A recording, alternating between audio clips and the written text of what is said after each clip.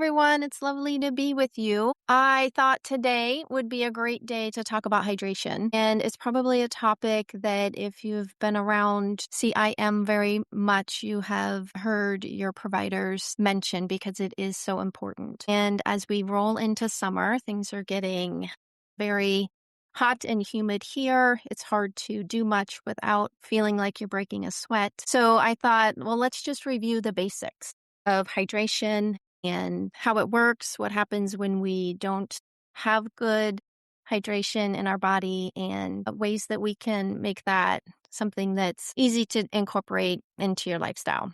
I'm going to make this a little bigger. Why hydration matters, particularly as we get older. Common signs that we're not drinking enough or incorporating enough water into our system, and easy ways to improve our health. We want to talk about how we can make this easy part of your day. Well, I don't know if anybody has ever felt tired or dizzy, had a headache, or even felt constipated, but these are all symptoms of mild dehydration. And when you think about it, 60% of our body is made of water, 75% of the brain, and 80% of the blood. So this not having enough water can really influence how your body works and create symptoms that, if we're paying attention, we can address rather easily. So water is going to help us do everything from deliver nutrients, remove waste, regulate your body temperature, lubricate your joints, support your digestion, maintain a good, steady blood pressure, and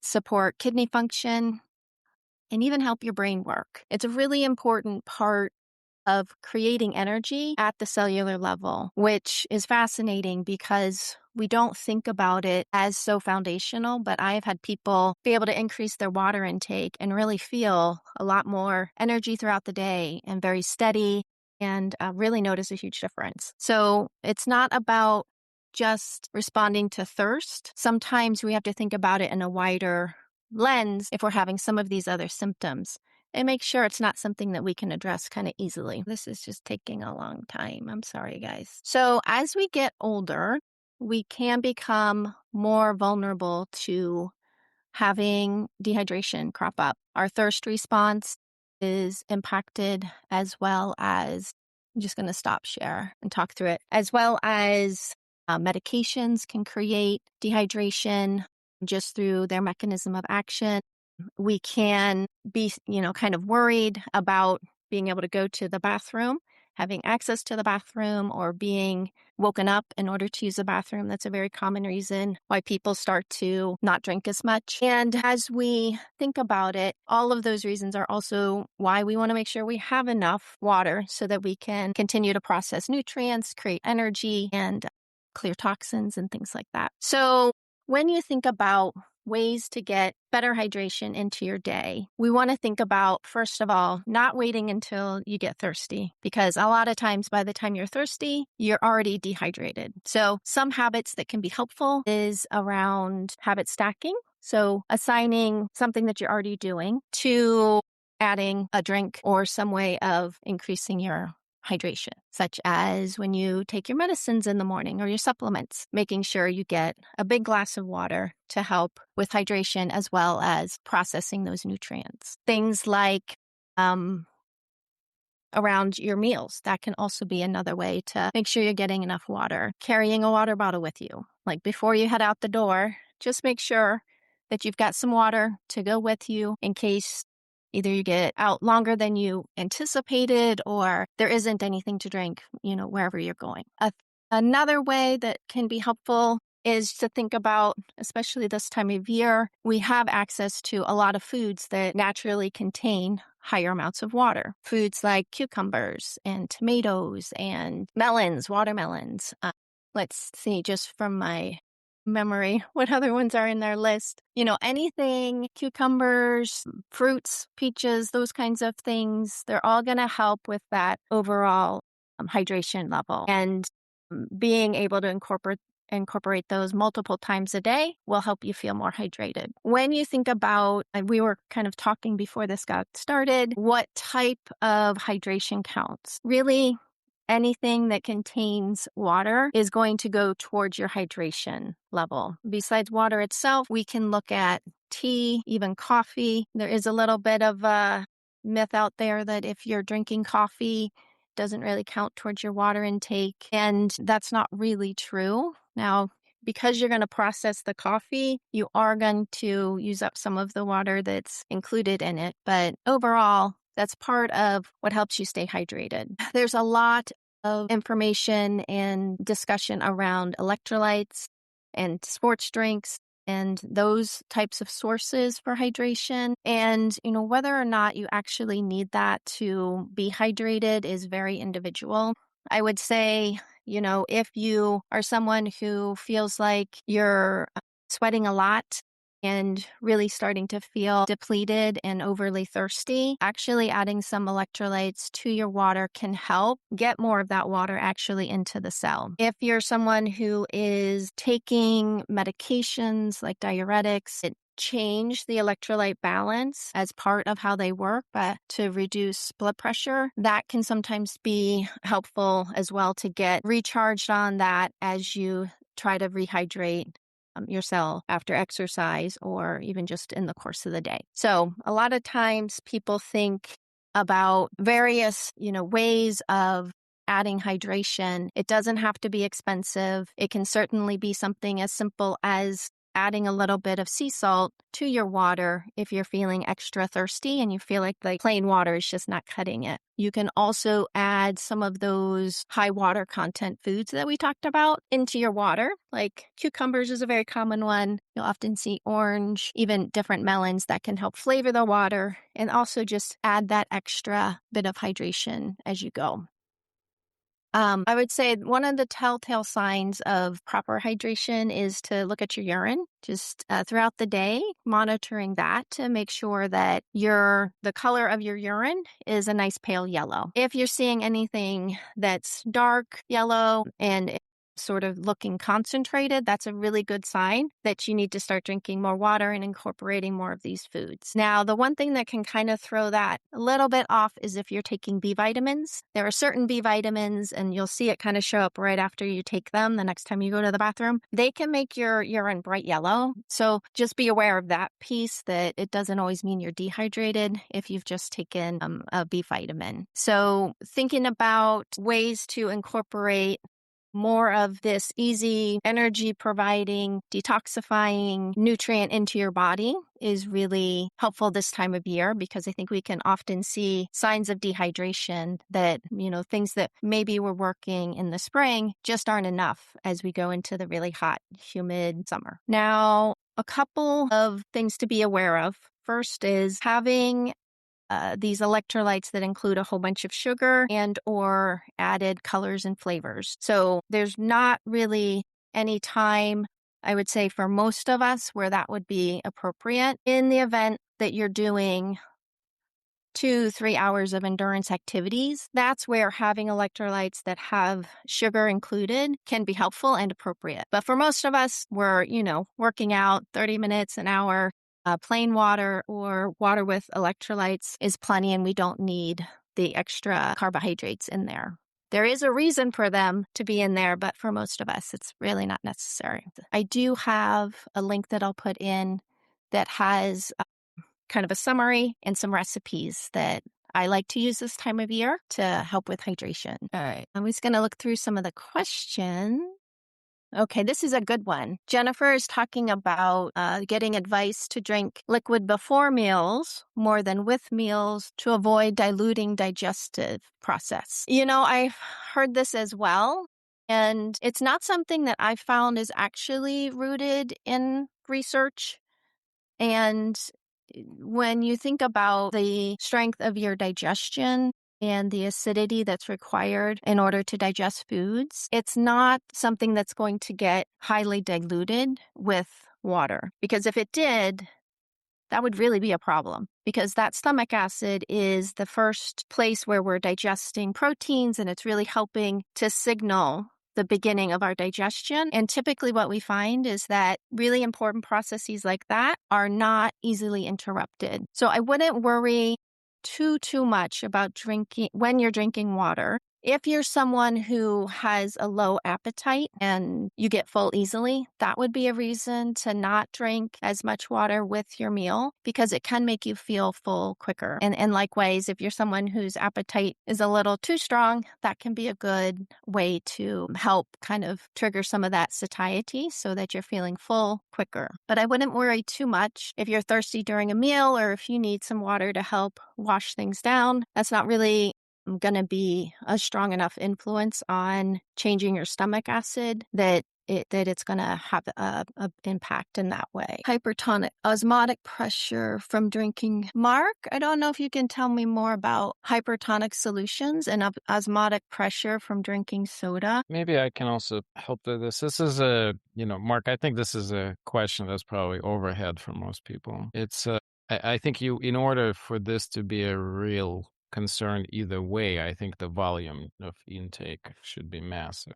Because, when you drink a soda, I mean, unless person drinks a gallon, I can't imagine, because the body will automatically rebalance the osmotic pressure by adjusting what's happening in the blood from sodium. And basically, sodium and potassium are our two largest osmotic neutralizing agents or balancing agents. So, you're absolutely correct. I think what Mark is trying to say is if you take a hyperosmotic solution like soda, and if you continuously drink only that, you could theoretically overconcentrate the blood. But I don't think that's ever been seen in a clinical practice. I think that needs to be done in such a pathologic state. Actually, I'll tell you what, it's usually the reverse. The pathology often occurs when people, for whatever reason, overhydrate without solution. Without solutes, like people just drink crazy amount of free water.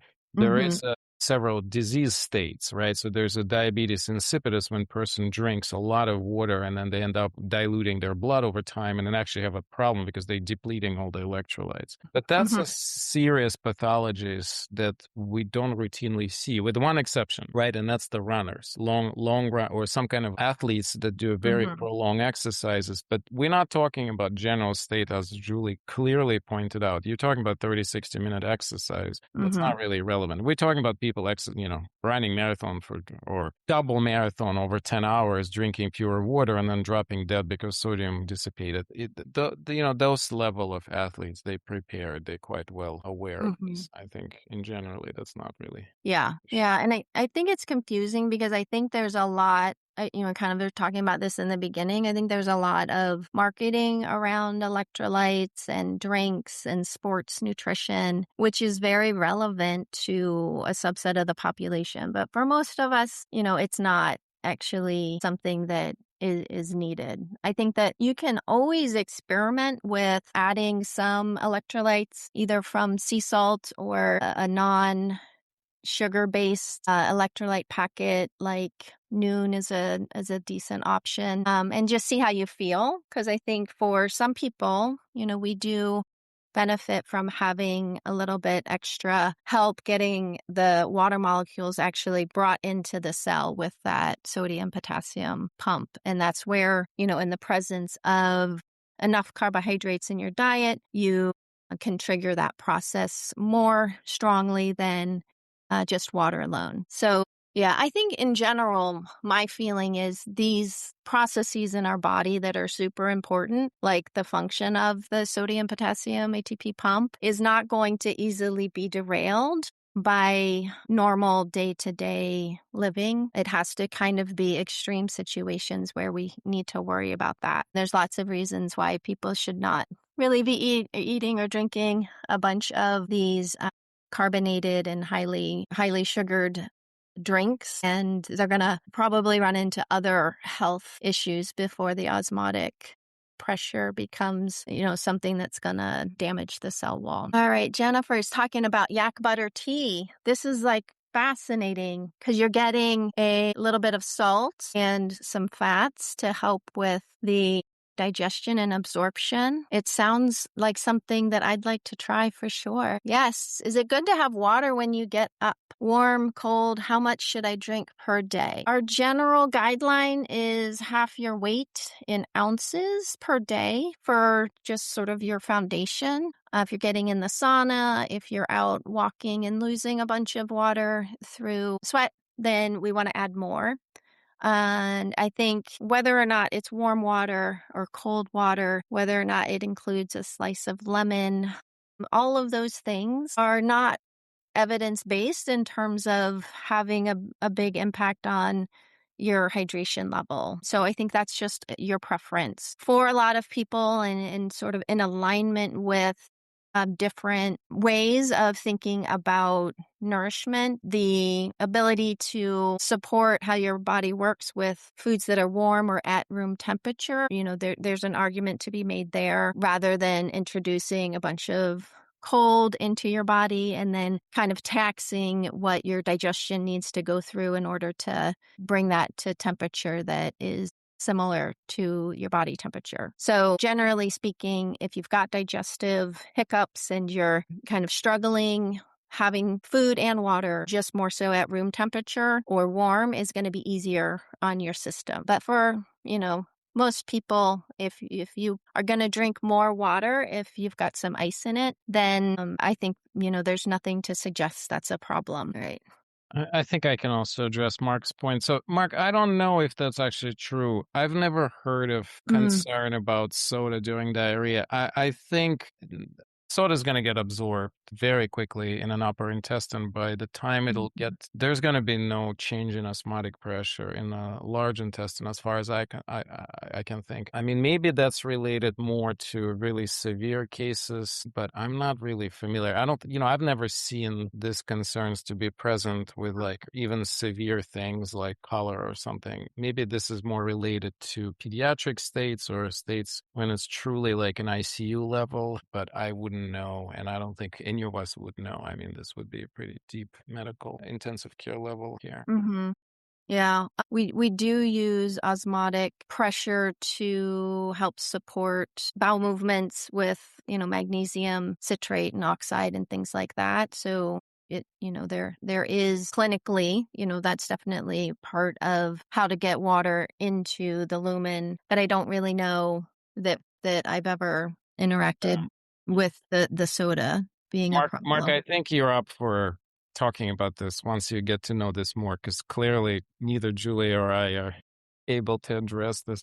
It's interesting that New Zealand will take major campaign of gastrolyte versus lemonade, but it may actually be something quite real. We're just simply not necessarily seeing Hmm. this because of the local issues. But I've never seen it on the inpatient side of things either.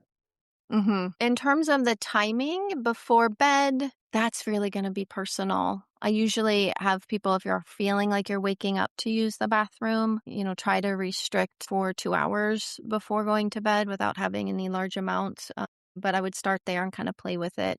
A lot of times we feel like we're waking up to go to the bathroom, but we're waking up for another reason. And then we decide we'll go to the bathroom because we're awake. Yes. So I know this to be true as well, Jennifer, of people in other countries, drinking hot drinks. I had a soccer coach in college that was from Eritrea. And he was always drinking hot coffee. And we were all just like so confused. He's like, no, you guys are doing it wrong. And I was like, well, he probably would know better than we would.